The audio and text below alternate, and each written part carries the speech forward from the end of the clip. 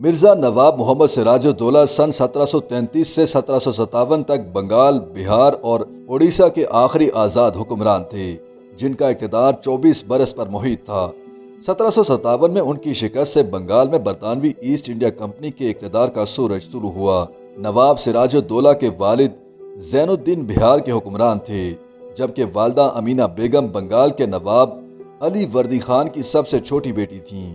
چونکہ نواب علی وردی خان کی کوئی نرینہ اولاد نہیں تھی، اس لیے شروع ہی سے خیال کیا جاتا تھا کہ مرشد آباد یعنی بنگال کے تخت کے وارث بھی نواب سراج الدولہ ہی ہوں گے۔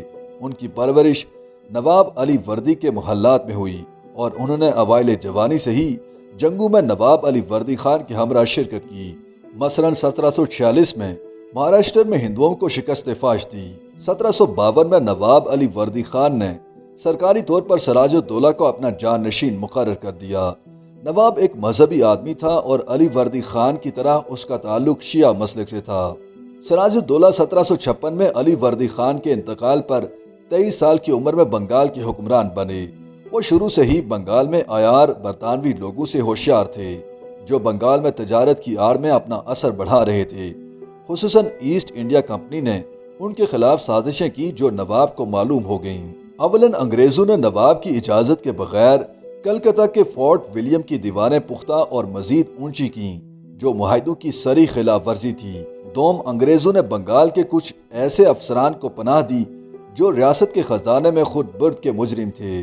سوم، انگریز خود بنگال کی کسٹم ڈیوٹی میں چوری کے مرتکب تھے۔ ان وجوہات کی بنا پر نواب اور انگریزوں میں مخالفت کی شدید فضا پیدا ہو گئی۔ جب رنگے ہاتھوں ٹیکس اور کسٹم کی چوری پکڑی گئی اور انگریزوں نے معاہدوں کے خلاف کلکتہ میں اپنی فوجی قوت بڑھانا شروع کی، تو نواب سراج الدولہ نے جون 1756 میں کلکتہ میں انگریزوں کے خلاف کارروائی کرتے ہوئے متعدد انگریزوں کو قانون کی خلاف ورزی کی وجہ سے قید کر لیا۔ نواب سراج الدولہ کے مخالفین سے انگریزوں نے رابطہ کیا۔ ان مخالفین میں نواب سراج الدولہ کی خالہ گھسیٹی بیگم، میر جعفر المشہور غدار بنگال اور شوکت جنگ شامل تھے۔ میر جعفر نواب سراج الدولہ کی فوج میں ایک جرنیل تھا۔ عمومی طور پر یہ کہا جاتا ہے کہ میر جعفر سراج الدولہ کا سپہ سالار تھا، حالانکہ یہ بات حقیقت پر مبنی نہیں۔ تاہم یہ سچ ہے کہ اس نے نواب سراج الدولہ سے غداری کر کے ان کی شکست اور انگریزوں کی جیت کا راستہ ہموار کیا، جس کے بعد بنگال پر انگریزوں کا عملاً قبضہ ہو گیا۔ اپنے خلاف سازش سے واقف ہونے کے بعد نواب سراج الدولہ نے گھسیٹی بیگم کی جائیداد ضبط کی اور میر جعفر کو اس کے حکومتی عہدے سے تبدیل کر دیا۔ میر جعفر نے انگریزوں سے ساز باز کر لی اور جنگ پلاسی میں سراج الدولہ سے غداری کرتے ہوئے ان کی شکست کا باعث بنا۔ انگریزوں نے میر جعفر کو اقتدار کا لالچ دیا تھا۔ سراج کی شکست میں فرقہ واریت کی لعنت کا بھی حصہ تھا۔ جس وقت سراج الدولہ ہندوستان کی آزادی کا دفاع کر رہے تھے، اس وقت دلی میں بیٹھے بااثر سنی عالم دین شاہ ولی اللہ محدث دلوی افغانوں کو دلی لوٹنے کے لیے بلا چکے تھے۔ احمد شاہ ابدالی نے دلی میں اتنی لوٹ مار مچائی تھی کہ مغل سلطنت انگریزوں کے خلاف کچھ نہ کر سکی۔ شاہ ولی اللہ محدث دلوی نے اس دوران انگریزوں کے خلاف اور شیعہ نواب سراج الدولہ کے حق میں جہاد کا ایک بھی فتویٰ نہ دیا۔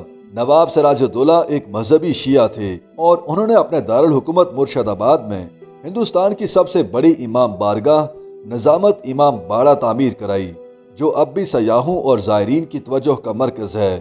سراج الدولہ نے محرم کے پہلے عشرے میں اپنی فوج میں عزاداری بھی قائم کی تھی۔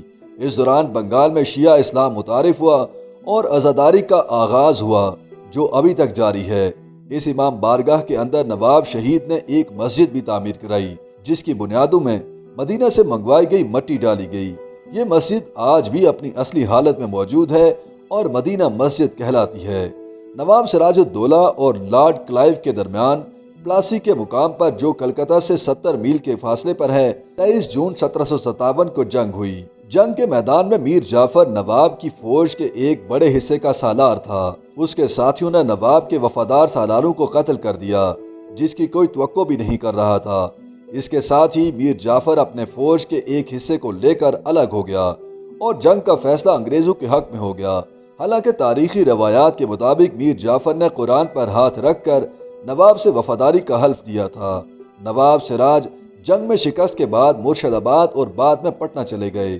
وہ اپنی بیوی लुत्फ निसा बेगम और बेटी के हमरा भेस बदल कर एक खानका मीर बाना शाह में रूपोश थे, जहां मीर जाफर के सिपाहियों ने उन्हें गिरफ्तार कर लिया।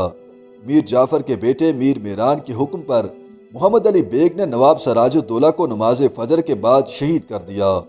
बाज़ रवायात में नवाब को नमाज और सजदा की हालत में सर कलम करके सजाए मौत दी गई। नवाब का मज़ार मुर्शिदाबाद के एक बाग खुश बाग में वाक़ है। अगरचे ये मज़ार की इमारत सादा है मगर अवाम के आदाब का मरकज़ है। इस तरह एक मुसलमान ने मुसलमान के साथ गद्दारी और कत्ल करके गैर मुस्लिमों यानी अंग्रेज़ों की हुकूमत के क़याम में मदद की। जिस मुकाम पर नवाब सिराजुद्दौला को शहीद किया गया वो मीर जाफर की रिहाइशगाह थी, जिसे बाद में अवाम ने नमक हराम डेवड़ी का नाम दिया। गद्दारों ने नवाब की मैयत को हाथी पर रखकर मुर्शिदाबाद की गलियों में घुमाया ताकि अवाम को यकीन हो जाए कि नवाब कत्ल हो चुका है और नया नवाब मीर जाफर तख्त नशीन होगा। अंग्रेज़ों ने नवाब का खजाना लूट लिया। अंग्रेज़ों ने माल तकसीम किया। सिर्फ क्लाइव के हाथ 53 लाख से ज्यादा रकम आई। जवाहरात का तो कोई हिसाब ही ना था। मीर जाफर को एक कठपुतली हुक्मरान के तौर पर रखा गया, मगर अमलन अंग्रेज़ों की हुक्मरानी थी। बादअज़ा अंग्रेज़ों ने ऐसे हालात पैदा किए जिनसे मीर जाफर बेदस्त तो पा हो गया और हुक्मरानी के काबिल भी न रहा। चनाचे मीर कासिम को उसकी जगह नया हुक्मरान बना दिया गया। कुछ अर्सा बाद कासिम के भी अंग्रेज़ों से इख्तलाफात हो गए। चनाचे उनके दरमियान जंग के बाद पूरे बंगाल पर अंग्रेज काबिज हो गए। YouTube पर गूगली न्यूज देखने के लिए youtube.com की सर्च बार में गूगली न्यूज टीवी टाइप करें। गूगली न्यूज के पेज पर सुर्ख रंग के सब्सक्रिप्शन वाले बटन पर क्लिक करना ना भूलिए। YouTube पेज पर अपलोड होने वाली वीडियोस से बाखबर रहने के लिए बेल आइकन पर क्लिक कीजिए। आपको हर नई वीडियो के बारे में नोटिफिकेशन मौसूल हो जाएगा।